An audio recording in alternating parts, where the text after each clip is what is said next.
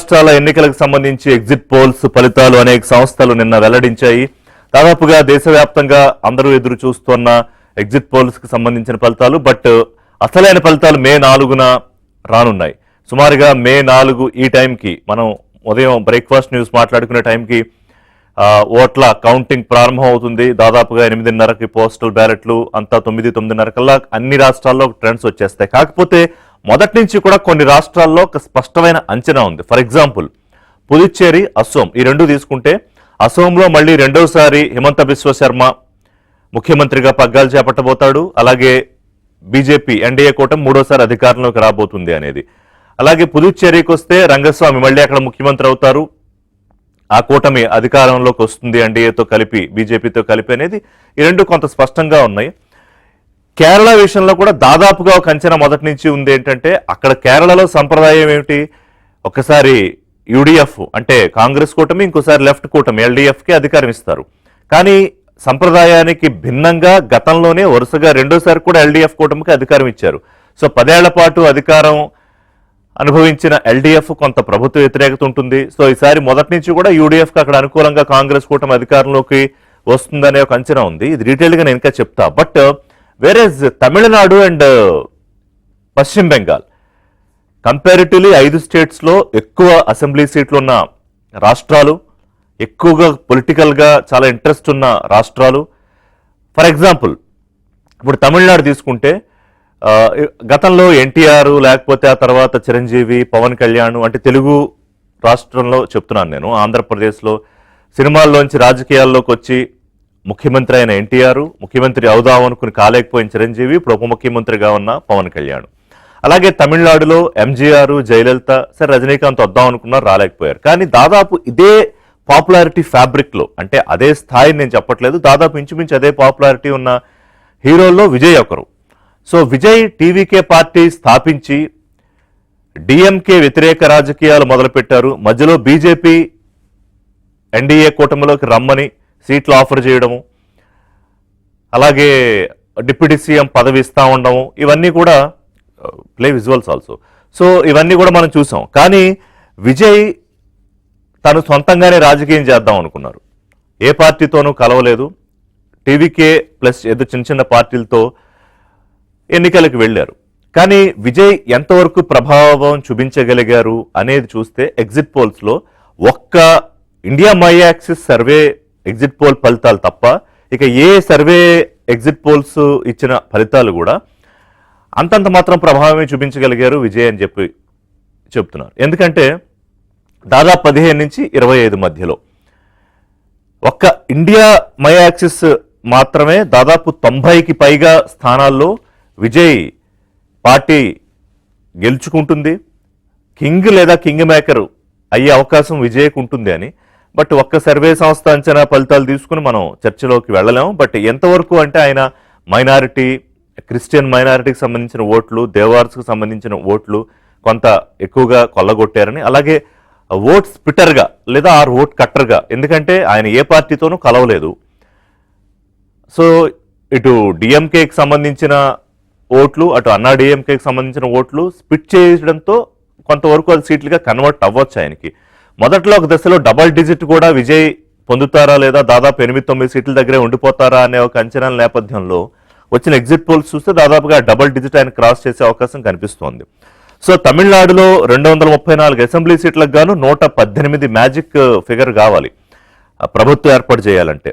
So DMK అధినేత స్టాలిన్ తిరిగి రెండోసారి అధికారం చేపట్టబోతున్నారు అనేది దాదాపుగా అన్ని సర్వే సంస్థలు ఇచ్చిన అంచనాలు.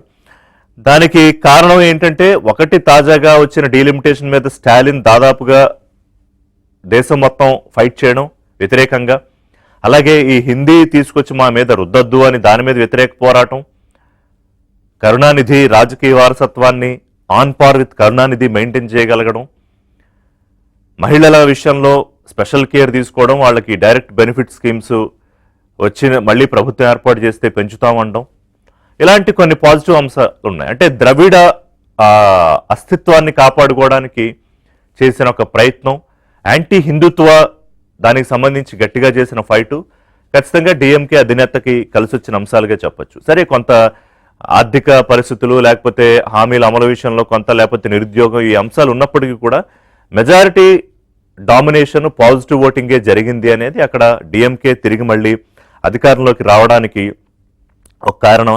ఇక అన్నా డిఎంకేతో కలిసిన బీజేపీ అంటే ఎన్డీఏ కూటమి ఒకటి లీడర్షిప్ ప్రధానంగా. బీజేపీకి అక్కడ అంతకుముందు అన్నామలై ఫేస్గా ఉండేవాడు, ఆ తర్వాత కొన్ని కారణాలతో అతన్ని పక్కన పెట్టారు. సో అన్నా డిఎంకే సరిగా ఒక ఫేస్ లేకపోవడం, వెరసి వెనక్కి నెట్టేసిన పరిస్థితి. విజయ్ ఆయనకి చాలా పాపులారిటీ ఉన్న ఫస్ట్ టైం రాజకీయాల్లోకి రావడం, పార్టీ పెట్టి ఎంతో కొంత ప్రభావం అయితే చూపించగలుగుతున్నాడని ఎగ్జిట్ పోల్స్ ద్వారా మనకి అర్థమవుతోంది.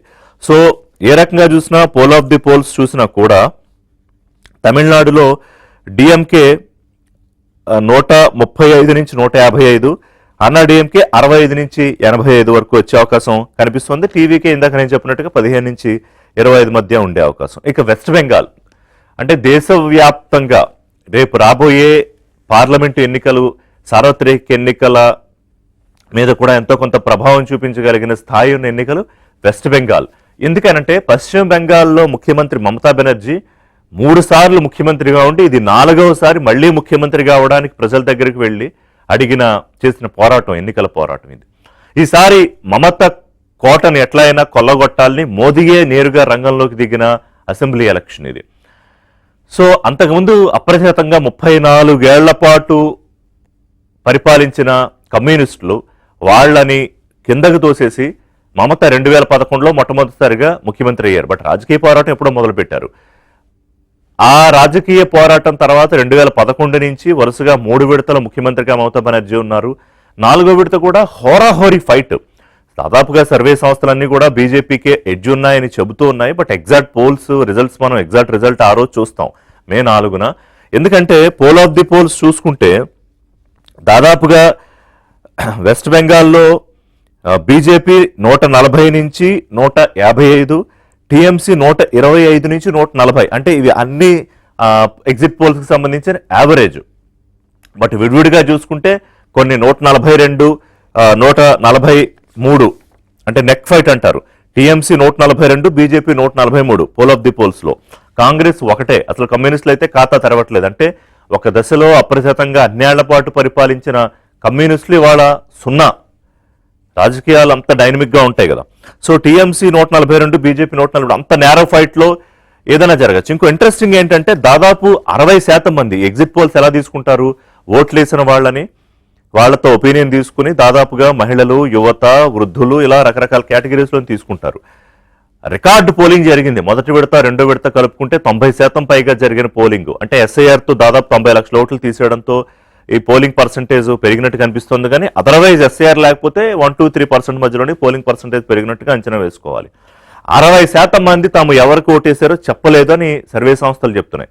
60% మంది చెప్పలేదంటే మరి ఈ నేరో ఫైట్ ఉంటుందని ఎలా అనుకుంటాం అనేది కూడా ఒక విశ్లేషణ నడుస్తోంది. బట్ ఎలా చూసినా కూడా వెస్ట్ బెంగాల్ దాదాపుగా బీజేపీ వశం అయిపోతుందా, లేకపోతే మమతా బెనర్జీ తన అధికారాన్ని హోల్డ్ చేసుకుంటారు. ఇక్కడ కూడా ఏంటంటే బెంగాలీ అస్తిత్వం అనే దాని మీదే ప్రధానమైన పోరాటము. ఈ యాంటీ హిందుత్వ మీద మమతా ఫైట్ చేశారు. అలాగే ఈ చొరబాటుదారులను తీసుకొచ్చి వాళ్ళని పెంచి పోషిస్తున్నారు బంగ్లాదేశ్ నుంచి అనే ఒక ఫైట్ బీజేపీ చేసింది. యాంటీ ముస్లింగా కొంత హిందూ ఓట్ కన్సల్టేషన్ చేసే ప్రయత్నం కూడా అక్కడ కలిసి వచ్చింది బీజేపీకి. ఇక కేవలం నేను ఇందాక చెప్పినట్టుగా ఎల్డీఎఫ్ అంటే పినరయి విజయన్ 3వసారి ముఖ్యమంత్రి అవ్వడానికి అవకాశం ఎందుకు లేదు అంటే 10 ఏళ్ల పాటు ప్రభుత్వం మీద ఉన్న వ్యతిరేకత, తర్వాత అవినీతి కొంత వచ్చేసింది, ఆర్థికంగా కొంత ఇబ్బంది పరిస్థితి ఉంది రాష్ట్రంలో. మరోవైపు జీవన వ్యయం ప్రమాణాలు పెరిగిపోయాయి. ద మోస్ట్ ఎడ్యుకేటెడ్, మీకు దాదాపు 90% పైగా ఎడ్యుకేటెడ్ పాపులేషన్ ఉంటారు కేరళలో. అలాగే ముస్లిం, క్రిస్టియన్ మైనారిటీల ఓటింగ్ కూడా చాలా ఎక్కువ ఉంటుంది, 40-45% పైన ఉంటుంది. సో ఈసారి వాళ్ళందరూ కూడా కాంగ్రెస్ వైపే, కాంగ్రెస్ కూటమి వైపే మొగ్గు చూపారు ఆయా కారణాలతో. అక్కడ ఇంకా వేరే ఆల్టర్నేటివ్ లేదు. ఎందుకంటే బీజేపీ వైపు అసలు చూడరు. అసలు గతంలో ఒక సీటు గెలుచుకున్నట్టుంది అసెంబ్లీలో, ఈసారి 3-4 సీట్లు పోల్ ఆఫ్ ది పోల్స్ లో ఏదో చూస్తే 70 నుంచి 82 యూడీఎఫ్కి వస్తే ఎల్డీఎఫ్కి 58 నుంచి 70. అక్కడ కావాల్సిన మ్యాజిక్ నెంబర్ 71, ఎందుకంటే మొత్తం సీట్లు 140. సో దాదాపుగా అక్కడ యూడీఎఫ్కి ఖరారైపోయింది గెలుపు. ఇక అసోం, నేను ఇంతకుముందు చెప్పినట్టే హిమంత బిశ్వా శర్మ చాలా స్పష్టంగా ముస్లిం మైనారిటీల్ని టార్గెట్ చేస్తూ ఒకవేళ ఇక్కడ బీజేపీ గెలవకపోతే ముస్లింల పరిపాలనలో ఉండాల్సి వస్తుంది. ఇంకా రకరకాలుగా ఆయన హిందూ ఓట్ కన్సల్టేషన్ చేశారు, ఓపెన్ గానే చేశారు, ఆయన ఏం దాచుకోలేదు. అక్కడ 64 కావాలి, 126 సీట్లు ఉన్నాయి. సో అతి సునాయాసంగా, ఎందుకంటే BJP 92, Congress 29 poll of the polls చూసుకుంటే. సో చాలా సునాయాసంగా అక్కడ ఎన్డీఏ కూటమి గెలిచిపోతుంది. ఇక పుదుచ్చేరిలో ఎన్ఆర్సీ ప్లస్ అంటే రంగస్వామి ప్లస్ బీజేపీ కూటమి 20 స్థానాలు గెలుచుకునే అవకాశం, కాంగ్రెస్ అక్కడ 8 స్థానాలు గెలుచుకునే అవకాశం ఉంది. కాంగ్రెస్ కూటమి టీవీకే ఏమన్నా ఒకటి గెలిస్తే గెలవచ్చు అంటున్నారు. సో ఓవరాల్ గా ఇది ఎగ్జిట్ పోల్స్ కి సంబంధించిన పిక్చర్. ఒక చిన్న బ్రేక్ తీసుకుందాం. బ్రేక్ తర్వాత ఈ అంచనాలకు సంబంధించిన విశ్లేషణ చేసే ప్రయత్నం చేద్దాం. అలాగే ముఖ్యంగా ఫోకస్ తమిళనాడు, వెస్ట్ బెంగాల్ మీద పెట్టే ప్రయత్నం చేద్దాం, కేరళ. ఈ 3 అంశాలు ఎందుకు ఈ ఫలితాలు వస్తున్నాయనేది మాట్లాడదాం. Welcome back. నేను గెలుపు ఎవరిదో అన్నా, ఎందుకంటే ఇప్పుడు మనం మాట్లాడబోయేది ఎగ్జిట్ పోల్స్ గురించి వచ్చిన ఫలితాలు, దాని గురించే తప్ప ఎగ్జాక్ట్ పోల్స్ కాదు కదా. ఎందుకంటే మే 4 వరకు వెయిట్ చేయాల్సిందే, పార్టీలు వెయిట్ చేయాల్సిందే, ఓటర్లు తమ ఓట్ చేసిన పార్టీ గెలిచిందో లేదో చూసుకోవడానికి అప్పటిదాకా వెయిట్ చేయాల్సిందే. బట్ చాలాసార్లు అనేక సందర్భాల్లో కొన్ని ప్రెస్టీజియస్ సంస్థలు ఇచ్చిన ఎగ్జిట్ పోల్స్ దాదాపుగా నిజమైన సందర్భాలు ఉన్నాయి, కొన్ని మరీ అసలు సంబంధం లేకుండా వచ్చినవి ఉన్నాయి. బట్ ఈసారి కొంత అంత భిన్నంగా ఏమీ అటు ఇటు అయిపోయిన పరిస్థితి ఏం లేదు. మొదటి నుంచి ఏదైతే దాదాపుగా మనం చర్చించుకుంటూ ఉంటున్నామో అదే పరిస్థితిలో వచ్చాయి. ఒక వెస్ట్ బెంగాల్లోనే ఇంత నేరో ఫైట్ ఉందా అనేది ఒకటే చర్చ ఉంది. So I'd like to start with Tamil Nadu. మనతో పాటు తులసిరెడ్డి గారు, కాంగ్రెస్ పార్టీ సీనియర్ నాయకులు, మాజీ రాజ్యసభ సభ్యులు జాయిన్ అవుతున్నారు. అలాగే పోరెడ్డి కిషోర్ రెడ్డి గారు, బీజేపీ సీనియర్ నాయకులు, పాపారావు గారు ప్రముఖ విశ్లేషకులు, రాజకీయ విశ్లేషకులు. తులసిరెడ్డి గారు, కిషోర్ రెడ్డి గారు, పాపారావు గారు, నమస్కారం అండి ముగ్గురికి. Yes sir. So Kishore Reddy garu, Tamil Nadu అంటే కొరకరాని కొయ్యి బీజేపీకి. మీకంటే తమిళనాడుతో పాటుగా కేరళ, ఈ రెండు అసలు బీజేపీ మీరు ఎన్ని విశ్వ ప్రయత్నాలు చేసినా కూడా అక్కడ అడుగు పెట్టడం అనేది సాధ్యం కావట్లేదు. రకరకాల ప్రయోగాలు, ప్రయత్నాలు ఎన్ని చేసినా కూడా. సరే, తెలంగాణలో ఇప్పుడు మీకు నెక్స్ట్ హోప్ పెట్టుకున్నారు, పని చేసుకుంటున్నారు మీలాంటి నాయకులు అందరూ. కర్ణాటకలో ఆల్రెడీ మీరు ఒకసారి ఖాతా తెరిచారు. ఆంధ్రప్రదేశ్లో ఎన్డీఏ తెలుగుదేశం పార్టీతో కలిపి అధికారంలో ఉన్నారు. సరే, సొంతంగా ఎదిగే ప్రయత్నం పక్కన పెడితే, వై తమిళనాడు ఈజ్ లైక్ మీకు ఒక ఐస్ ఎందుకు మీకు అక్కడ బ్రేక్ కావట్లేదు? ఇవాళ ఉన్న పరిస్థితుల్లో ఈ నంబర్స్ చూస్తే మళ్ళీ డిఎంకే అధినేత ఆయనే అధికారంలోకి వస్తారని ఈ సర్వేలన్నీ చెప్తూ ఉన్నాయి. అంటే విజయ్ వైపు మీరు కొంత మొగ్గు చూపి, అతను ఆ తొక్కిసలాట్లో కొంత అతనికి సపోర్ట్గా నిలిచి ఏదో ప్రయత్నం చేశారు. అతనికి మరి మీరే చెప్పాలి, 80 సీట్లు ఆఫర్ చేశారు, డిప్యూటీ సీఎం ఆఫర్ చేశారన్నా కూడా అతను పెద్దగా ఏమి వైపు రాలేదు. ఎస్ రిషి గారు, మీకు పెద్దలు తులసిరెడ్డి గారికి, పాపారావు గారికి, మన ఏబిఎన్ ప్రేక్షకులందరికీ శుభోదయం. నమస్కారం సార్. ఇప్పుడు మీరు తమిళనాడు, కేరళ కొంచెం కొరకడానికి కొయ్యలు అని అంటే ఏం లేదు. మీరు మేము స్టార్ట్ అయింది ఎక్కడి నుంచి అనేది మీకు కొంచెం లౌడ్ సార్, కొద్దిగా లౌడర్. మేము స్టార్ట్ అయింది ఎక్కడి నుంచి అనేది మీకు తెలిసిన విషయమే రిషి గారు. అవును. సో ఒక రాష్ట్రం తర్వాత ఇవన్నిట్లలో ఈ రాష్ట్రాల్లో అసలు బీజేపీకి అవకాశమే ఉండదు అన్నటువంటి రాష్ట్రాలు అన్నిట్లలో అధికారంలోకి వస్తూనే పోతున్నాం. పోయినసారి మొదటిసారి ఒడిశాలో వచ్చాము. ఈసారి ఇప్పుడు రేపు తప్పనిసరిగా 4వ తారీఖుకి మనం వెస్ట్ బెంగాల్ లో కూడా అధికారంలోకి వస్తున్నామని తెలుస్తుంది. అటు నార్త్ ఈస్ట్ స్టేట్స్ ఎప్పుడు అక్కడ హిందూ మెజారిటీ కాదు కదా, 90% క్రిస్టియన్ మెజారిటీ ఉన్న రాష్ట్రాల్లో అసలు బీజేపీకి ఏ మాత్రం అవకాశం ఉండదని కొన్ని థియరీలు వెలిశాయి. అవన్నీ భగ్నమయ్యాయి. ఇప్పుడు సౌత్ ఇండియా అంటే మీకు ఒక విషయం చెప్తాను. మొన్న నాకు ఫైనల్ గా చాలా రోజుల తర్వాత అర్థమైంది. మీరందరూ సౌత్ ఇండియా అంటున్నది దక్షిణ భారతదేశం అని కాదు. వీళ్ళ అలయన్స్ పేరే ఇండియా అలయన్స్ అని ఉంది, చూసారా? INDI అలయన్స్ అని చెప్పి ఒకటి పెట్టారు. సౌత్ ఇండియా అంటే ఇండియా అలయన్స్ లో ఉన్న సౌత్ లో ఉన్న ఇండియా అలయన్స్ మెంబర్స్ అని చెప్పి, లేకపోతే పుదుచ్చేరి ఉండదు అందులో. ఇండి బ్లాక్ లేనప్పుడు దక్షిణ భారతదేశం అని అనలేదా, సౌత్ ఇండియా అని అనలేదు? అది కాదండి నేను అనేది. వీళ్ళ కూటమి అది సౌత్ ఇండియా అలయన్స్ అని చెప్పి తర్వాత అర్థమైంది నాకు. ఆంధ్రప్రదేశ్ ఉండదు అందులో, గోవా ఉండదు అందులో, అండ్ ఇది ఉండదు, పుదుచ్చేరి ఉండదు. అయినా కానీ సౌత్ ఇండియా అంటుంటారు ఇంత అని చెప్పి చూస్తే సౌత్ ఇండియా అలయన్స్ మెంబర్స్ అని చెప్పి వాళ్ళు ఒకటి కూటమి ఏర్పడ్డారు ఇక్కడ. అంటే నార్త్ లో కాంగ్రెస్ ఉన్నా, కమ్యూనిస్టులు ఉన్నా. ఇక సరే, విజయ్ మీకు కలిసి వస్తే గేమ్ వేరేలా ఉండేదేమో కదా. ఆయన అసలు మొదటి సినిమాల విషయంలోనూ అప్పటి నుంచి ఆయన వ్యతిరేకత. ఇప్పుడు ఏదో జననాయకన్ సినిమా మరి ఆగిందో మీరు ఆపేరో రకరకాల కారణాలు దానికి చెప్తున్నారు అనుకోండి, సెన్సార్ దగ్గర నుంచి. రాజకీయంగా ఏమైందంటే విజయ్ ఎందుకు మీ వైపు రాలేకపోయాడు? సరే ఇప్పుడు ఒకరు ఎందుకు వచ్చారు, ఒకరు ఎందుకు రాలేదు, మనం ఏమి ప్రయత్నించాము, వాళ్ళేమి ప్రయత్నించారు, ఇవన్నీ ప్రీ పోల్ ఎలక్షన్స్ కి ముందు అయ్యే అలయన్స్ ప్రయత్నాల్లో ఎవరి అంచనాలు వారికి, ఎవరి క్యాల్కులేషన్స్ వారికి, విడిగా పోటీ చేస్తేనా కలిసి పోటీ చేస్తే, నేను మా ఒక్కరి గురించి అనట్లేదు, ఈవెన్ నా డిఎంకే అయినా ఏఐడిఎంకే అయినా కాంగ్రెస్ అయినా ఇంకెవరైనా కానీ. సో ఇప్పుడు విడిగా పోటీ చేయడము, కలిసి పోటీ చేయడము, లేకపోతే అంతకుముందు ప్రజారాజ్యం లాగా ఎఫెక్ట్ చూపడమా, లేకపోతే ఇంకొక విధంగా అధికారంలో ఉన్న వారికి డివైడ్ అవుతాయా ఓట్లు, ఆపోజిషన్ లో ఉన్న వారికి డివైడ్ అవుతాయా, అంటే వారివి డివైడ్ అవుతాయా, వీరివి డివైడ్ అవుతాయా, ఎవరు కట్ చేస్తారు, ఎవరు లాభపడతారు అనేది 4వ తారీఖు ఎట్లాగో తెలుస్తుంది. కాకపోతే వారి ఒక్కరి మీదనే తిరగలేదు కదండి, ఇది ఏఐడిఎంకే డిఎంకే ముందు నుంచి 2 పోల్స్ అయితే తమిళనాడులో ఉన్న ఇదే, అందులో మధ్యలో విజయ్ వచ్చారు. మేము ఎప్పటి నుంచో బీజేపీ మాకు తక్కువ ఓట్లు ఉన్నా ఏ రాష్ట్రంలో అయినా కానీ ప్రతిసారి పూర్తి ఎఫర్ట్ పెట్టడం అనేది మా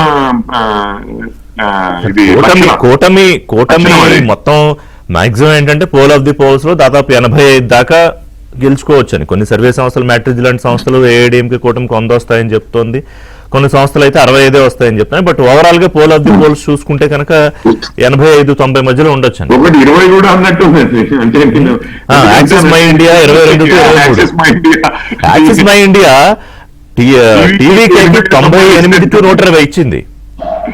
సో సార్ ఈసారి ఋషి గారు పోయినసారి లోక్సభ ఎలక్షన్స్ తర్వాత ఇది మళ్ళీ మనము అంటే నేను అట్లీస్ట్ పర్సనల్లీ ఎగ్జిట్ పోల్స్ మీద ఆధారపడి పెద్ద పెద్ద స్టేట్మెంట్లు చేయడం అనేది బంద్ చేశాము. మీకు తెలిసిందే కదా అప్పుడు ఎక్స్పెక్టేషన్స్ ఏంటి, ఏమైంది 2024 మొన్న లోక్సభ ఎలక్షన్ల తర్వాత. మీకు 400, 420, 430, 440 ఆక్షన్కి వెళ్ళింది సందర్భాలు కూడా ఉన్నాయి.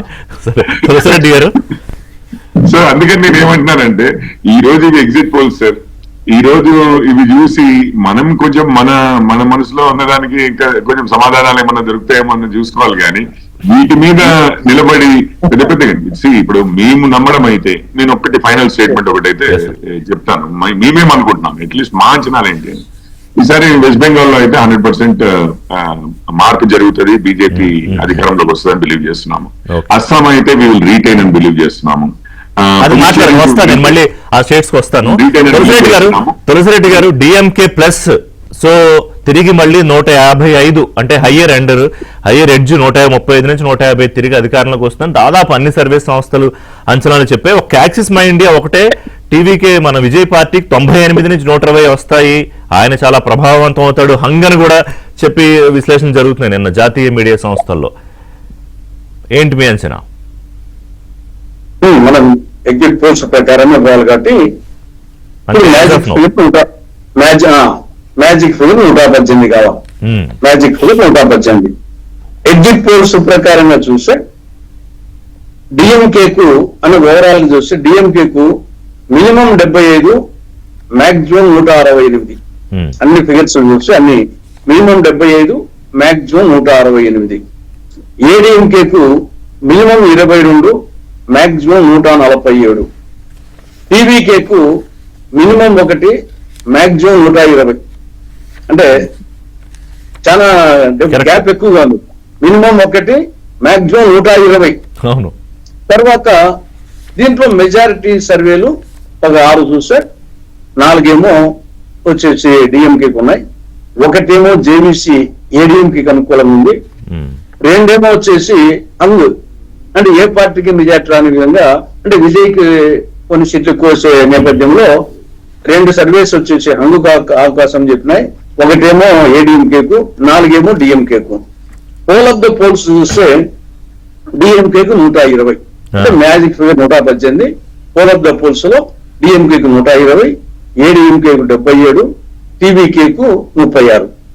దీంట్లో మరి ఓవరాల్ గా చూసినప్పుడు డిఎంకేకు కొంత అవకాశం ఉన్నట్టు స్పష్టంగా కనపడుతుంది. కానీ ఇక్కడ ఈ కామాఖ్య అనలిటిక్స్ తర్వాత వచ్చేసి యాక్సిస్ మై ఇండియా చాలా విచిత్రంగా ఉంది. ఎందుకంటే అక్కడ కామాఖ్య టీవీకేకి 67 నుండి 81 ఇచ్చాయి. కాబట్టి అదే పరిస్థితి వస్తే ఏ పార్టీకి మెజార్టీ రాదు, హంగ్ వచ్చే అవకాశం ఉంటుంది.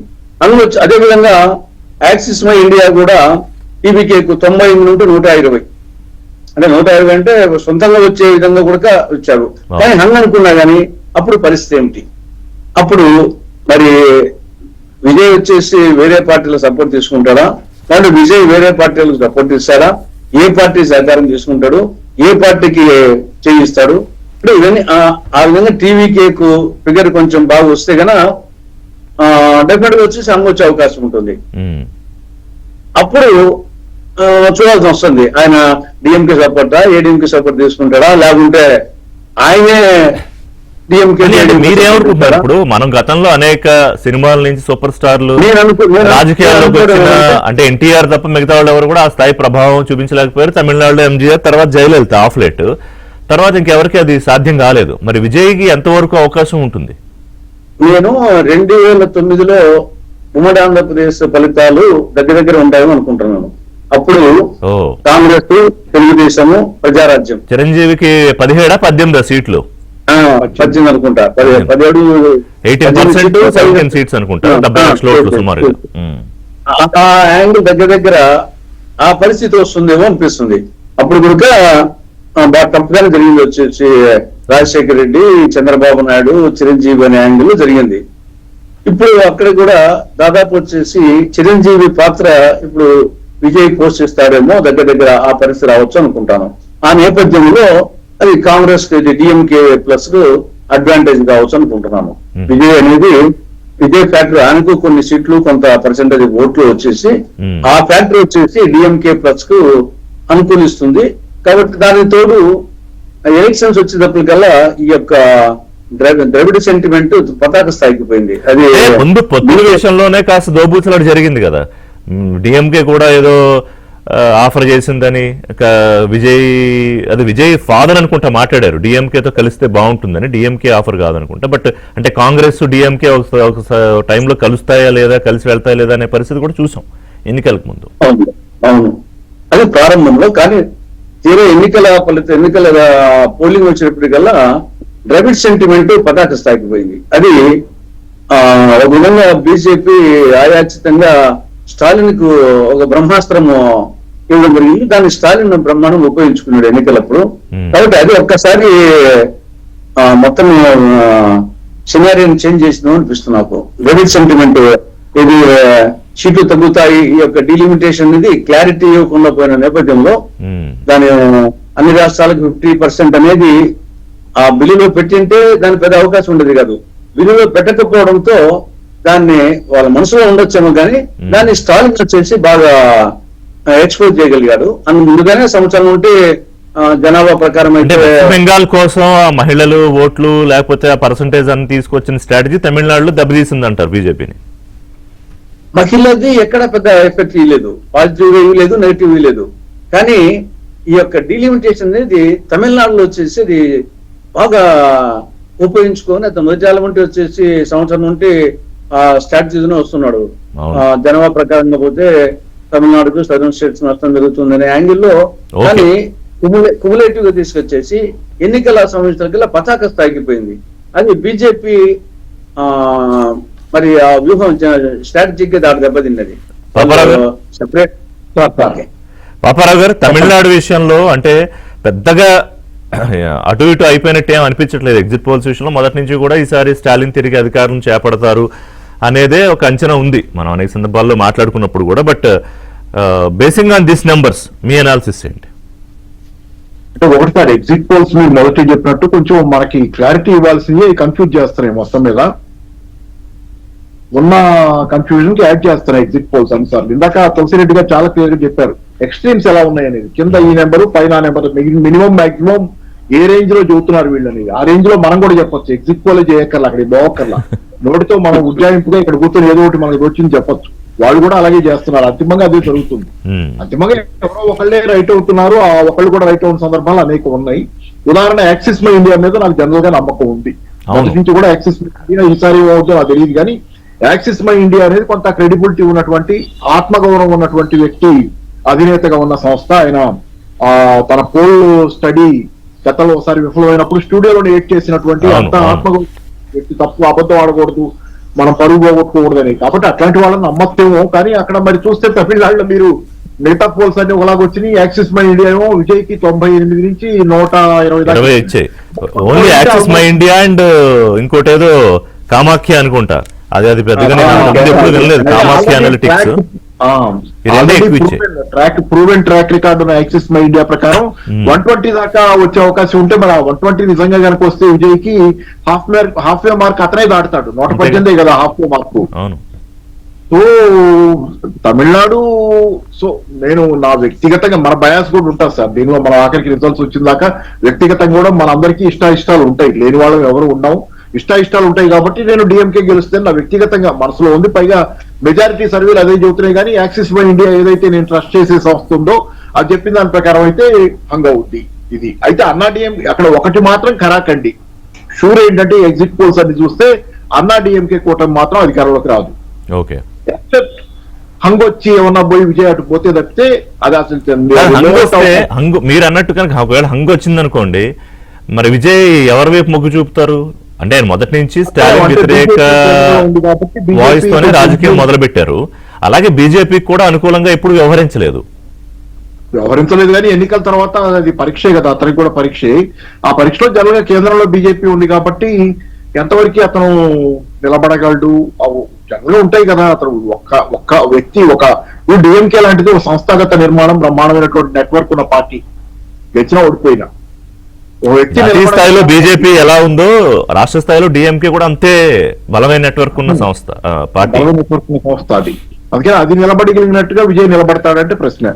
రెండోది నీకు ఇంకోటి అసలు నిజంగా నాకు తమిళనాడు గురించి మాట్లాడుతున్నాం కానీ కేరళ అసలు రేపు పొద్దున హంగ్ వచ్చింది అనుకోండి, కేరళలో యూడిఎఫ్ ఎల్డిఎఫ్ ఎవరికి మెజారిటీ రాకపోతే అసలు అగ్ని పరీక్ష బీజేపీకి అక్కడ. అది ఎల్డిఎఫ్ పక్కకి పోదు, 100% యాంటీ కమ్యూనిస్ట్ అది 100%. యూడిఎఫ్ పక్కకి పోతే కాంగ్రెస్ ఏ టీము, బీజేపీ టీము, లేకపోతే కాంగ్రెస్ బి టీము, ఏ టీము. అంటే ఇంకా కేరళ గురించి రాలేదు కానీ అంత నేరం ఉందో చూద్దాం, వస్తాను అక్కడికి. ముందు తమిళనాడు క్లోజ్ చేద్దాం. కొంతమంది ఇచ్చారులే, కొంతమంది 70-75 ఇచ్చారు. వస్తా అక్కడికి. Let's close Tamil Nadu first. Tamil Nadu నేను అనుకోవటం ఏంటంటే ఆ డిఎంకే వస్తుంది నేరోగానైనా అనుకుంటున్నాను.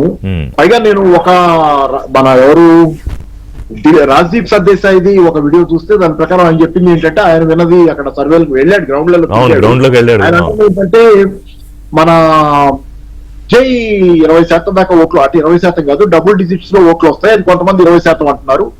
విజయ్ చీల్చే ఓట్లలో మెజారిటీ అంటే 10 ఓట్లు కనుక ఆయన చీలిస్తే కనుక ఈ రెండు పార్టీలు అయ్యి 6 ఓట్లు అన్నా డిఎంకే, 4 ఓట్లు డిఎంకే చీలుస్తాడని. అంటే అన్నా డిఎంకే ఓట్లు ఎక్కువ విజయ్ చీలుస్తాడనేది రాజ్దీప్ సర్దేశాయ్ చెప్పే మాట వేరే వాళ్ళ దగ్గర నుంచి విని.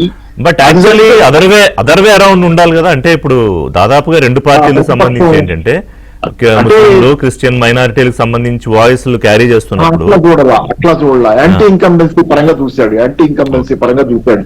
ప్రతిపక్షం ఓట్లు చీల్చుకునేది ఎక్కువ చీల్చుకుంటాడని పాలకపక్షం ఓట్ల కంటే. అట్లా చూసి 6 అన్నా డిఎంకే, 4 డిఎంకే చీలిస్తే మరి ఆ లెక్కన డిఎంకే కదా అడ్వాంటేజ్. ఓట్లు దగ్గర కానీ సీట్లు వస్తాయి. అవును. సో ఓవరాల్ గా ఏంటంటే తమిళనాడులో పెద్దగా కన్ఫ్యూజన్స్ ఏం లేకుండా దాదాపుగా డిఎంకే వైపు ఉంది. ఒకవేళ మీరన్నట్టు యాక్సిస్ మై ఇండియా అంచనా కనుక నిజమైతే గేమ్ విల్ బి ఇంకా మామూలు టెన్షన్ ఉండదు ఆ రోజు. కొంత ఉత్కంఠ. వెస్ట్ బెంగాల్లో poll of the polls TMC 142, BJP 143. అంటే ఇంత నేరో ఫైట్. సరే మొదటి నుంచి కూడా హోరాహోరీ ప్రచారం, లేకపోతే మాటల యుద్ధం, ఆరోపణలు, అమిత్ షా మాటలు కానీ, మోదీ గారు ప్రచారంలో కానీ, దీదీ కూడా అదే స్థాయిలో మమతా బెనర్జీ రిటార్ట్ ఇవ్వడము, ఐపాక్ సంస్థ దగ్గర ముఖ్యమంత్రి స్థాయిలో ఆవిడ చేసిన ఇవన్నీ కూడా విపరీతంగా అసలు దేశం దృష్టిని ఆకర్షించాయి. సో ఈసారి ఎట్టి పరిస్థితుల్లోనూ మమతా కోటను బీజేపీ, మోదీ కొల్లగొడతారు, బీజేపీ అధికారంలోకి రాబోతుందనే దాన్ని నిజం చేస్తూ ఎగ్జిట్ పోల్స్ నెంబర్స్ అన్ని కనిపిస్తున్నాయి. Except 1 or 2. కిషోర్ రెడ్డి గారు ఏంటి ఖాయమా కమల దళం వికసించడం? తప్పనిసరిగా అండి. ఈసారి మొదటిగా చెప్పాల్సింది ఏంటంటే కాస్త ఫ్రీ అండ్ ఫెయిర్ గా ఎలక్షన్స్ జరిగాయి. ఓకే. హైలీ సెక్యూర్ ఎన్వైరన్మెంట్ అన్న టైప్ లో అంటే భద్రతా విషయంలో ఎవరు ఏ ఓటరు భయపడవలసిన అవసరం లేదు అన్నట్లుగా ఈసారి వ్యవస్థ ఇది చేశారు. దాంతో మీకు చూశారు టర్న్అవుట్ కూడా 93%. మమతా బెనర్జీ ఎలా ఆరోపించారంటే తీవ్రవాదులు అట్లా పోల్చారు ఎలక్షన్ అధికారులని, సిఆర్పిఎఫ్ అధికారులని. సార్ ఒక్క విషయం చెప్తాను. ఒకవేళ నిజంగా అట్లా చేస్తుంటే మమతా బెనర్జీ గారికి ఓటేసేవారు ఒక్కరూ లేరా? వారు భయపడకపోదురా?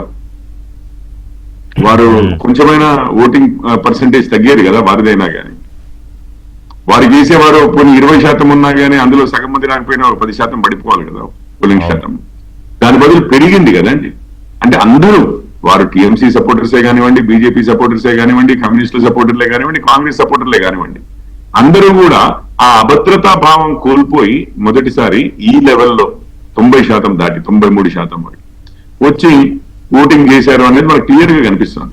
ఇప్పుడు వారు పోలీసులు పెట్టడము, సెంట్రల్ ఫోర్సెస్ ని దించడము, ఇవన్నీ మాట్లాడితే మీకు ఒకటి కులమానం అండి, ఓటర్ శాతం పెరిగిందా లేదా? మీరు రిగ్గింగ్ అయిందని ఎవరన్నా మాట్లాడుతున్నారా? మళ్ళీ ఎవరు మాట్లాడట్లేరు. రిగ్గింగ్ గురించి ఎవరు మాట్లాడట్లేరు. రిగ్గింగ్ చేశారు అనేది కూడా వచ్చింది. నేను మీకు చెప్తాను ఎవరు చేశారు వచ్చింది. మీకు ఎక్కడ చూసినా కానీ టీఎంసీ వాళ్ళు, అప్పటి అధికారంలో ఉన్న టీఎంసీ వాళ్ళు అక్కడక్కడ ప్రయత్నం చేశారని వచ్చింది, టైంకి ఇది చేశారని వచ్చింది. కొంతమందిని పోలీసులు అరెస్ట్ చేయడము, లేకపోతే నిజంగానే కొంతమంది పై లాఠీ ఝులిపించడము, ఇవన్నీ చూసాం మనం. అంతేగాని మా స్కేల్లో ఏదో ఒక పార్టీ, అంటే అధికారంలో ఉన్న పార్టీ కాకుండా మరేదో పార్టీ ట్రై చేసింది, రిగ్గింగ్ ట్రై చేసింది, ఇంకొకటి ఏదో జరిగింది, ఇట్లాంటివి అయితే లేవు. Most secure. ఒకవేళ బీజేపీ కనుక అధికారంలోకి వస్తుంటే కనుక వాట్ ఈస్ ద అంటే major drawback, Mamata Banerjee major drawback ఇది మమతా బెనర్జీ గారినే అని కాదు, మీకు కమ్యూనిస్టులు ఎప్పుడైతే వచ్చారో హింసాత్మకం అయిపోయాయి రాజకీయాలు అనేవి, చాలా హింసాత్మకం అయిపోయాయి. కమ్యూనిస్టులు ఎప్పుడైనా సిద్ధాంతం అదే కదా, వర్గ శత్రువులు చంపినా పర్వాలేదు, వాళ్ళేమి మిగిలినవన్నీ చూసేది ఏమీ లేదు. సో అందుకని ఇక్కడ ఈ గుండారాజ్ అని చెప్పి, జంగల్ రాజ్ అని చెప్పి బీహార్ యూపీలో ఏమైతే అంటామో అంతకన్నా వర్స్ గా, అంతకన్నా ముందు నుంచే వెస్ట్ బెంగాల్ మారిపోయింది. సో మీరు చూడండి, మన స్వాతంత్రం వచ్చినప్పుడు, లేకపోతే అంతకుముందు కూడా కోల్కతాకు ఉన్న ప్రాముఖ్యత అసలు మన దేశ చరిత్రలోనే. దాని తర్వాత ఇండస్ట్రియలైజేషన్ లో రైట్, అసలు కోల్కతా టాప్ లో ఉండేది. ఈ రోజు చూడండి దేశంలో బాటంలోకి వెళ్ళిపోయినంత పని అయిపోయింది. మీరు ఏ విధమైన ఏ కులమానం తీసుకున్నా కానీ, మీరు ఆర్థిక కులమానాలు తీసుకోండి, సామాజిక కులమానాలు తీసుకోండి, ఏ విధంగా తీసుకున్నా కూడా వెస్ట్ బెంగాల్ రోజు రోజుకు వెనకపోతున్నట్లుగా ప్రతి సూచి చూపిస్తూనే ఉంది. సో అది కమ్యూనిస్టుల దేన్ అంటారు చూసారా, వారి దయ అనుకోండి ఆ ప్రజల మీద, ఆ రాష్ట్రానికి వాళ్ళు ఇచ్చిన గిఫ్ట్. ఇక టిఎంసీ వారు కమ్యూనిస్టుల ఇది హింసకి విరుద్ధంగా వీరు హింసతో మొదలు పెట్టారు. ఇక ఎందుకంటే టిట్ ఫర్ టాట్ అంటారు కదా, ఆ టైప్ లోనే అయింది. సో వీరు విపరీతమైన ఈ అదర్ దాన్ దట్ కన్సాలిడేషన్, అంటే బెంగాలీ అస్తిత్వం కోసం మమత, హిందుత్వతో బీజేపీ, సక్సెస్ సాధించారా? చొరబాటుదారులని, ఓటర్ల చొరబాటుదారులు, లేకపోతే ఎస్ఐఆర్ 90 లక్షల ఓటర్లను తీసివేయడం. ఒక విషయం చెప్తాను, మీరు బెంగాలీ అస్తిత్వము, హిందుత్వం అంటున్నారు సార్. బెంగాల్ నుంచి వచ్చింది సార్ నేషనలిజం అంతా. వాళ్ళెప్పుడు బెంగాలీ అస్తిత్వం అని చెప్పి మాట్లాడలేదు. మీకు నిజంగానే చెప్తున్నాను, వందే మాత్రం ఆనంద్ మట్ ఎక్కడి నుంచి సార్? ఈ రోజు చాలా మంది వందే మాత్రం పాడాలంటేనే నామోషిగా ఫీల్ అవుతున్నారు కానీ ఇతర పార్టీ వాళ్ళు. కానీ నిజంగానే, ఎందుకంటే మాకు ఓట్లు ఎక్కడ పోతాయి, ఓట్ బ్యాంకులు ఎక్కడ నష్టపోతామో అని చెప్పి వందే మాత్రం ఎక్కడి నుంచి వచ్చింది సార్? ఆజాద్ హింద్ ఫౌజ్ ఎక్కడి నుంచి వచ్చింది సార్? నేతాజీ సుభాష్ చంద్రబోస్ గారు సార్, ఠాగూర్ గారు జనగణమన సార్. అసలు Bengal, what Bengal does today rest of India will do tomorrow అనే టైప్ లో ఉండేది. ఈ రోజు బెంగాల్ అయితే చేస్తుందో రేపు భారతదేశం అంతా చేస్తుంది అన్న టైప్ లో ఉండేది. ఈ రోజు బెంగాల్ అస్మిత ఎక్కడుంది సార్? మీరు చూడండి, మొత్తం మీద ఈమె వచ్చిన తర్వాత, మమతా గారు వచ్చిన తర్వాత బెంగాల్ అస్మిత అని చెప్పి ఏదో మాట్లాడుతున్నారు కానీ బెంగాల్ అస్మితనే భారత అస్మిత అండి. తులసిరెడ్డి గారు, ఏం మాట్లాడుతున్నాం మనము? ఆ రాష్ట్ర వాళ్ళందరినీ చిన్నోళ్ళని చేసిన వాళ్ళం అవుతాం ఇప్పుడు. నిజంగా చెప్పాలంటే ఠాగూర్ గారిని, లేకపోతే సుభాష్ చంద్రబోస్ గారిని, రైట్? సార్ నేను అందుకే అంటున్నాను, ఇవన్నీ కూడా ఏదైతే వారి పార్టీ పబ్బం గడుపుకోవడానికి, వారి వైలెన్స్ కి, వారి అసలు యాంటీ నేషనల్ పాలసీస్ కి కూడా ఒక ఆధారం కావాలి కదా అని చెప్పి ఏదో సెంటిమెంటల్ ఆధారం కావాలి కదా, ఎమోషనల్ ఆధారం అని చెప్పి, బెంగాలీ అస్మిత అని చెప్పి, అదేదో భారత అస్మిత కన్నా విరుద్ధం అన్నట్లుగా మాట్లాడుతున్నారు చూస్తారా, విరుద్ధం అన్నట్టు మాట్లాడుతున్నారు చేస్తా, అంతా బోగస్ అని జనాలు. ఈసారి మీకు చెప్తున్నాను కదా, సేఫ్ ఎన్వైరన్మెంట్ ఇస్తే ఏం చేస్తారో ఈసారి తెలుస్తుంది సార్ మనకి. తులసిరెడ్డి గారు, కాంగ్రెస్ పార్టీ దారుణంగా అంటే ఇటువంటి పరిస్థితుల్లో బెంగాల్లో అంటే అసలు కొన్ని సంస్థలు అయితే ఖాతా కూడా తెరవలేదు, కొన్ని అయితే ఏదో ఒకటి నుంచి 3 ఇచ్చే కొన్ని సంస్థలు. ఎందుకంత దారుణంగా అంటే కేవలం అది వదిలిపెట్టేశారా, మమతా వర్సెస్ మోదీగా వదిలిపెట్టేసిన పరిస్థితి? కమ్యూనిస్టులు అయితే మరీ అధ్వానంగా ఉందనుకోండి, అట్లీస్ట్ కాంగ్రెస్ పార్టీ కన్నా 1 ఏదో 3 ఏదో కొంత కనిపిస్తోంది. ఏంటి ప్రధానమైన కారణం? అంటే ఆ రాష్ట్రమే కాదు, ప్రతి రాష్ట్రంలో కూడా పోలరైజేషన్ అయినప్పుడు నువ్వా నేనా అన్నప్పుడు మిగతా పార్టీలు పక్కన పోతాయి. ఫస్ట్ సెకండ్ మధ్యనే ఆలోచిస్తారు. ఈవెన్ పార్టీ కుటుంబ సభ్యులు కూడా ఓడిపోయేదానికి ఎందుకు వేయాలనే యాంగిల్ వస్తారు. కాబట్టి గెలుపు కోరి ఓటర్స్ జనరల్ గా నేను ఓటు వేసిన అతను గెలవాలి అనే యాంగిల్లో గెలుపు కోడి పండేగాలు జనరల్ గా ఓటర్స్. కాబట్టి నువ్వానే అన్నప్పుడు అటు ఇటు పోతారు, మిగతా పార్టీకి వేస్ట్ అవుతుంది అనేది. అది ప్రధానంగా ఇప్పుడు కాంగ్రెస్ గానీ కమ్యూనిస్టులు గానీ అన్నేళ్ళు పరిపాలించిన పార్టీకి ఇవి ఇక్కడ ఆంధ్రప్రదేశ్ గానీ సెకండ్ మినిమం ఒక నామినల్ ఫైట్ కూడా ఇవ్వలేని పరిస్థితుల్లో, ఇప్పుడే కాదు గతంలో కూడా పడిపోయింది కదా కాంగ్రెస్ పార్టీ. నేను అదే చెప్పేది, ఎక్కడైనా సరే ఆ పోలరైజేషన్ వచ్చినప్పుడు నువ్వా నేను అన్నప్పుడు వాళ్ళిద్దరి మధ్యనే పోతుంది కానీ మిగతావి రావు. అది బీజేపీ కొన్ని రాష్ట్రాలు అదే పరిస్థితి, మరి దేశాన్ని పరిపాలిస్తుంది అనేక సంవత్సరాలుగా. కాబట్టి లెఫ్ట్ మరి అనేక సంవత్సరాలు పరిపాలించింది, కాంగ్రెస్ పరిపాలించింది, కొన్ని రాష్ట్రాల్లో బీజేపీ పరిపాలించినప్పుడు కూడా. కాబట్టి ఇది పోలరైజేషన్. సరే, ఇప్పుడు ఎగ్జిట్ పోల్ కి వస్తే వెస్ట్ బెంగాల్ సంబంధించి మ్యాజిక్ ఫిగర్ 148 రావాలి. ఇక్కడ మనము మినిమము మ్యాక్సిమం చూస్తే అన్ని పోల్స్ టిఎంసీకి మినిమం 85, మ్యాక్సిమం 205. అవును. బీజేపీకి minimum 80, maximum 208. Poll of the poll చూస్తే టిఎంసీకి వచ్చేసి 142, బీజేపీకి 143, కాంగ్రెస్ కానీ 1. ఏదన్నా జరగచ్చు. దీని ప్రకారంగా పోల్ ఆఫ్ ద పోల్స్ ప్రకారంగా చూస్తే ఏ పార్టీకి మెజార్టీ రాదు, బీజేపీకి రాదు, తృణమూల్ కాంగ్రెస్ కి రాదు, నేరోలు దగ్గర వస్తాయి. అప్పుడు మిగతా అదర్స్ అన్నప్పుడు అది కాంగ్రెస్ లెఫ్ట్ మిగతా ఇండిపెండెన్స్ ఏమైనా ఉంటే గన దాని మీద ఆధారపడాల్సిన పరిస్థితి వస్తుందేమో అని ఎగ్జిట్ పోల్స్ ప్రకారంగా. సరే, ఓవరాల్ గా ఇక్కడ బీజేపీకి 4 సర్వేస్ బీజేపీకి అనుకూలము, 2 సర్వేస్ ఏమో టీఎంసీకి అనుకూలంగా వచ్చాయి. దీంట్లో నేను అనుకోవడము బీజేపీ గన ఒకవేళ గెలిస్తే దానికి ప్రధానమైన కారణం వచ్చేసి ప్రభుత్వ వ్యతిరేకత. 15 సంవత్సరాల నుండి ఆవిడే ఉంది కాబట్టి ఆ ప్రభుత్వ వ్యతిరేకతతో ఏగిలి మార్పు, రైతు కూడా ఏ విధంగా పంట మార్పిడి చేస్తాడో ఏగిలి మార్పు అనేది 15 సంవత్సరాల తర్వాత అనేది ప్రధానంగా పనిచేస్తుంటుంది. రెండవది వచ్చేసి హిందూ వర్సెస్ పోలరైజేషన్. మరి మూడవది మనం చూడలే కానీ ఎంఐఎం ఏమన్నా నేను ఒకసారి 120 కంటెస్ట్ చేస్తాను. నేను ఎంఐఎం వచ్చేసి కొన్ని ఓట్లు ఏమన్నా మైనారిటీలు ప్రభావితం ఉండే చోట ఎంఐఎం ఓట్లు చీల్చిందా అనేది చదివితే కౌంటర్ రావడం లేదు. ఇది ఏది బీజేపీ గెలిస్తే. మమతా గెలిస్తే గన నేను అనుకోవడం ప్రధానంగా బెంగాలీ సెంటిమెంట్ అది పనిచేసింది. ఆవిడ మైనారిటీలు, మహిళలు, పేదలు కొంచెం ఆవిడ పక్క మొగ్గు చూపినట్టుగా ఉంది. సీఎం గా ఇక్కడ సీఎం పిఎం మధ్య పోటీ వచ్చింది. అక్కడ స్థానికమైనటువంటి west Bengal BJP leader Suvendra Adhikari Mamata Banerjee సరిగుజ్జిగా project కాల. ఎంతసేపు ఎన్నికలు వచ్చేసి మమతకు నరేంద్ర మోడీకి అనే యాంగిల్ వచ్చినప్పుడు ఆయన పరిస్థితిలో ఉండే ఆయన ఇప్పుడు అక్కడికి వెళ్ళినా కూడా అదే పరిస్థితిలో ఉంది కానీ లీడర్షిప్ ఆ స్థాయిలో చూడలేకపోతున్నారు మీరు అన్నట్టు వాస్తవం. అది కొంత టీఎంకి వచ్చేసి చీఫ్ మినిస్టర్ గా ఆవిడకు ఆ అడ్వాంటేజ్. తర్వాత ఆవిడ మొదటి నుండి కూడా మా మాటి మానుష్ అనే నినాదం వచ్చేసి తల్లి నేల ప్రజలు అనేది అది స్టిల్ కంటిన్యూ అయితే చేస్తా అన్నట్టుంది అప్పుడప్పుడు దాన్ని మర్చిపోకుండా. మిగతా కొన్ని మహిళల పథకాలు, లక్ష్మీ భాండార్ పథకము, కన్యాశ్రీ ప్రకల్ప పథకము, ఇటువంటి కొంత మహిళా ఓటర్స్ కు మహిళలు, మైనారిటీలు, పేదలు కొంచెం ముగ్గు చూపితే ఆవిడకు అవకాశం ఉంటుంది. లేదు వచ్చేసి 15 ఏళ్ళు ఏగిలి మారుస్తామనుకుంటే హిందూ సెంటిమెంట్ కొంత బలంగా పనిచేస్తుంటే బీజేపీ వస్తుంది. పాపర్ ఒక యాక్సిస్ మై ఇండియా మరిది రాలేదు వెస్ట్ బెంగాల్ది. అదర్వైజ్ చాణక్య స్ట్రాటజీస్ తర్వాత పీపుల్స్ పల్స్ ప్రకారం చూస్తే టీఎంసీకి 187 హయ్యర్, ఇంకా మిగతావి అంత స్థాయిలో వచ్చింది జనమత్ పోల్స్ అని అదొక 205 195 నుంచి 205. అదర్వైజ్ అన్ని బీజేపీకే మెజారిటీ ఎగ్జిట్ పోల్స్ అనుకూలంగా వచ్చాయి. ఏంటి కారణం? అంటే మీరు బాగా అడిగారు. నా మనసులో మాట యాక్సిస్ మై ఇండియా గురించి నేను చెప్పిన తర్వాత మంచి ప్రశ్న అది. ఎందుకంటే యాక్సిస్ మై ఇండియా కొంత వాళ్ళు అంటే ఈ మధ్య ఎగ్జిట్ పోల్స్ చేసే వాళ్ళు కూడా చెప్పడానికి హెసిటేట్ చేస్తున్నారు వాళ్ళు సర్వే ఫలితాలు. ఎందుకంటే రాజకీయాల్లో చాలా మందికి భయాలు పెరిగినాయండి. బయట ఓపెన్ గా ఉండటం ఇప్పుడు మీకన్నా ఇందాక అన్నట్లుగా 60% మంది అసలు సర్వే చేసిన వాళ్ళు చెబుతున్నారు. 60% మంది చెప్పకపోతే ఈ నెంబర్ 40% ఆధారంగా తీసుకున్నట్టే అనుకోవాలి. అంటే మరి ఏమవుతుంది అప్పుడు కొంతమంది గ్రౌండ్ లెవెల్లో భయపడుతున్నారు.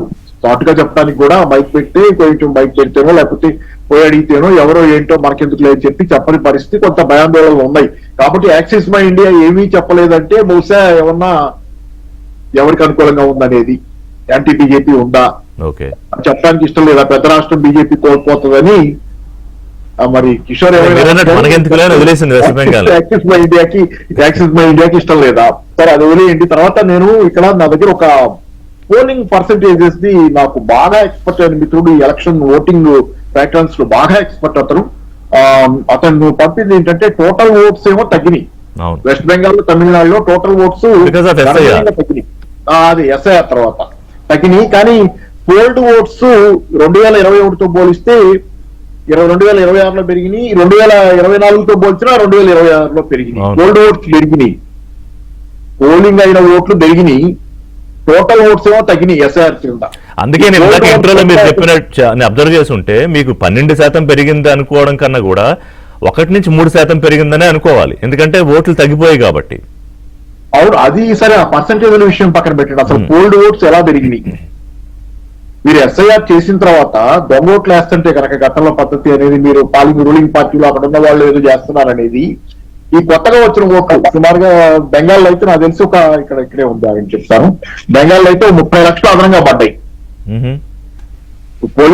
పోలైన ఓట్లు 30 లక్షలు పోయినసారి కంటే కూడా అంత ముందు కంటే కూడా సుమారుగా 30 లక్షలు 26-30 లక్షలు అదనంగా పడ్డాయి. ఈ 26-30 లక్షల ఓట్లు ఏంటి? రేపు నుంచి కొంచెం చర్చలు కూడా ఉంటాయి దీని చుట్టూ నేను అనుకుంటే ఎక్కడైనా కానీ.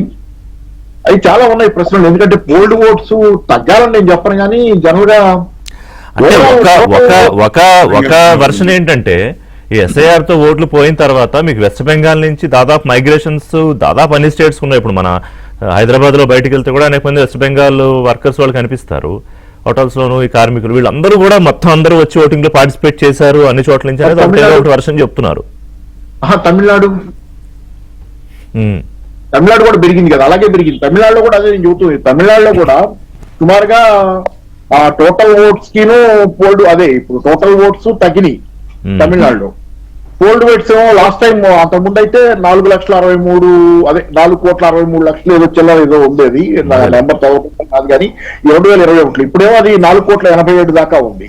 పోయినసారి 2024లో 4,34,34,00,000 ఇప్పుడు 15 ఏళ్ల పాటు ప్రభుత్వం నడిపించిన పరిస్థితి, తర్వాత ఈ ఆర్జీకర్ ఘటన, ఈ స్కామ్, నిరుద్యోగం, ఈ హిందీ ఓటింగ్ కన్సల్టేషన్ ఇవన్నీ కూడా ఉన్నాయి కదా కారణాలు.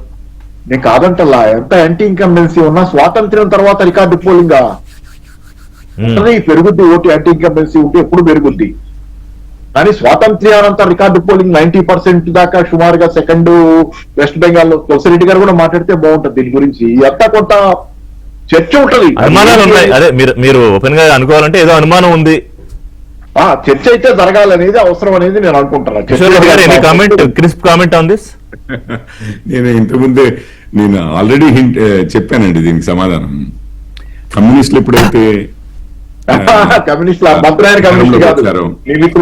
నార్మల్ గా ఎక్కడైనా కానీ వైలెన్స్ అనేది అంటే ఇక మీకు తెలిసిందే, ఇది వాళ్ళు ఏమి డెమోక్రసీ లేకపోతే ఇంకొకటి కాదు. ఏ విధంగానైనా అధికారంలోకి రావాలి, అధికారం నిలబెట్టుకోవాలి. అది ఏ విధంగా వచ్చినా కూడా వాళ్ళ సిద్ధాంత ప్రకారం అయితే అది వాస్తవం, అది తప్పేమీ కాదు. ఇది వర్గ శత్రుత్వం అంతే. సో మీరు ఎక్కడ కమ్యూనిజం వచ్చినా అది ఏ దేశంలో కానివ్వండి, ఏ రాష్ట్రంలో కానివ్వండి, మన దగ్గర వైలెన్స్ మాత్రం విపరీతంగా పెట్టిరిగిపోతుంది.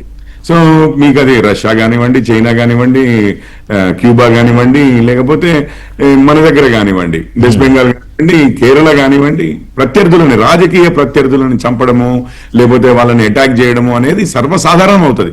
మీకు అది మావోయిస్ట్ వర్గమే కానివ్వండి, మార్క్సిస్ట్ లెనినిస్ట్ కరెక్ట్ గానీ దాన్ని మీరు అంటే అంత హైలైట్ అది మొత్తం అందుకే ఎన్నిక ఫలితాన్ని మార్చే ప్రభావం ఉన్నది అన్నట్టు.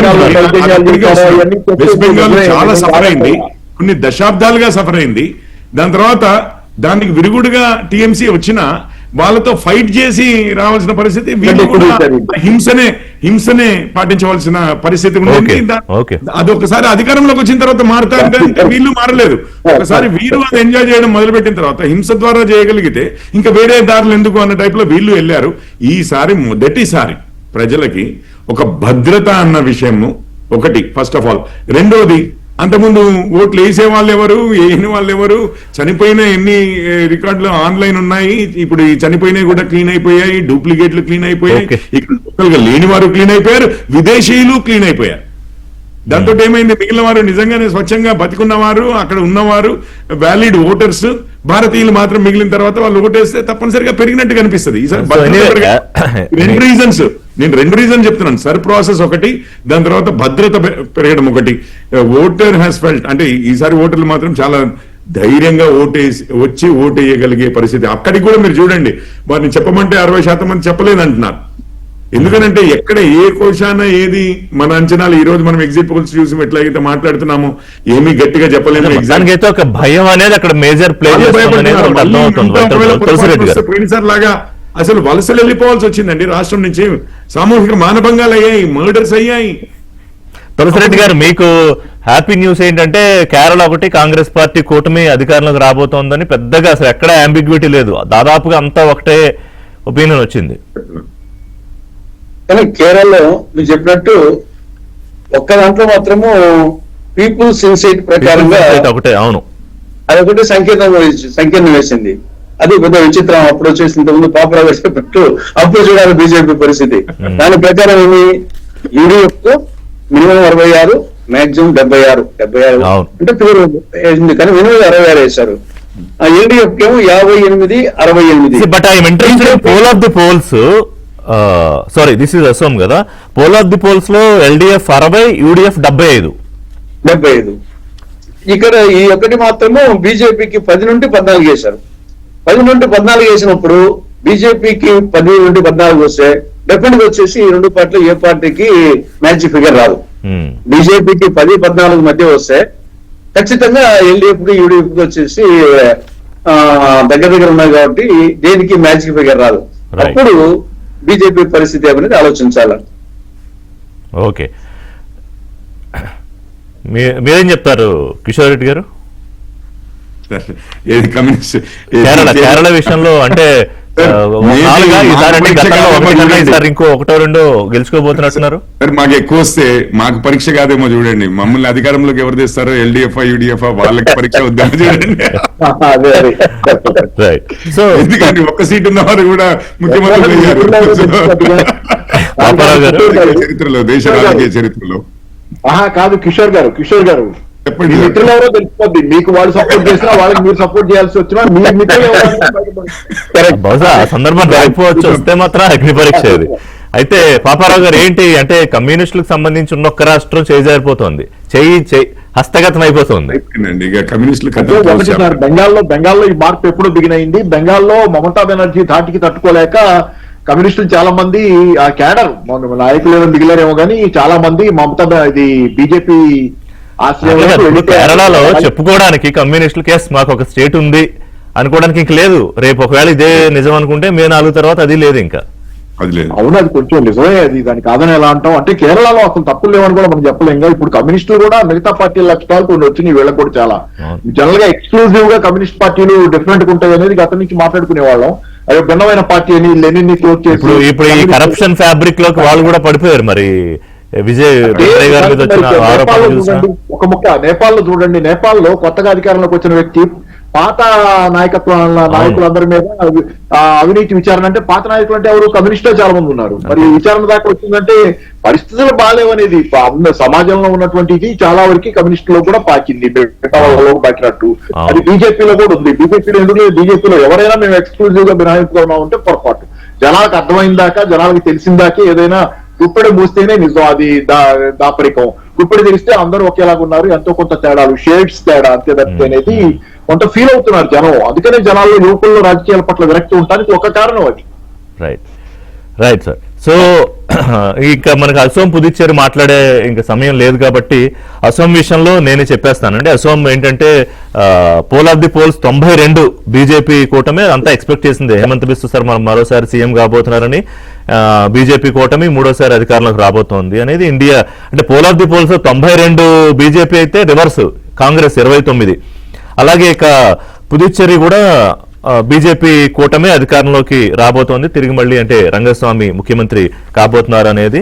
పుదుచ్చేరిలో poll of the polls 20 NRC plus, DMK plus 8, TVK ఏమన్నా ఖాతా తెరిస్తే ఒకటి తెరుస్తుందేమో అని అంచనా ఉంది. చూద్దాం. ఇవి ఎగ్జిట్ పోల్సే మనం మాట్లాడుకున్నవి. ఎగ్జాక్ట్ పోల్స్ రిజల్ట్స్ సంబంధించి మే 4 ఫలితాలు వస్తాయి. దాదాపుగా ఈ టైంకి ట్రెండ్స్ కూడా మనకు తెలుస్తూ ఉంటాయి. కుదిరితే మళ్ళీ మీ ముగ్గురితో ఆ రోజు మళ్ళీ నేను మాట్లాడే ప్రయత్నం చేస్తా. దీనికి సంబంధించి రిజల్ట్ ఎంతవరకు దగ్గరగా వచ్చింది, ఏ కారణాలు ప్రభావితం అయ్యాయి, టీఎంసీయా బీజేపీయా ఏమిటి అనేది. థ్యాంక్స్ వెరీ మచ్ అండి ముగ్గురికి. ఇదే వాళ్ళ బ్రేక్ఫాస్ట్ అప్డేట్స్ కోసం కీప్ వాచింగ్ ఏపీ ఆంధ్రజ్యోతి.